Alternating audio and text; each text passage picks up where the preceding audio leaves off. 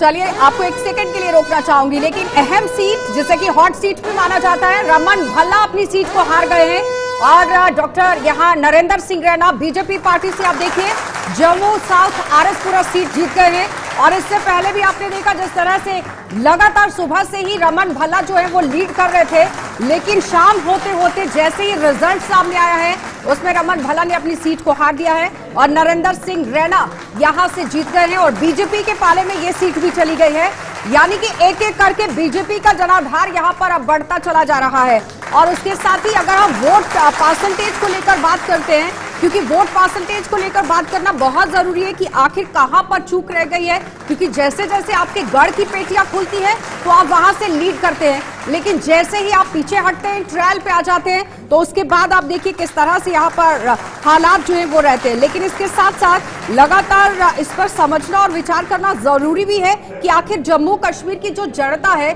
उन्होंने अपने वोट को किस तरह से कास्ट किया है, क्योंकि फर्स्ट टाइम वोटर्स को भी डाला गया, महिलाओं को भी डाला गया और इस बीच में 10 साल का एक लंबे गैप को बाहर निकाला गया है और उसके बाद ही आम जनता अपने घरों से बाहर निकली है, अपने मत को कास्ट किया गया। लेकिन उसके बीच में जिस तरह से अब एक एक नुमाइंदे जो हैं वो जीतकर सामने आ रहे हैं, तो फिलहाल रमन भल्ला की सीट वो अपनी सीट को यहां पर लॉस कर गए हैं, क्योंकि नरेंद्र सिंह रैना जो है वो 2139 वोटों से जीत गए हैं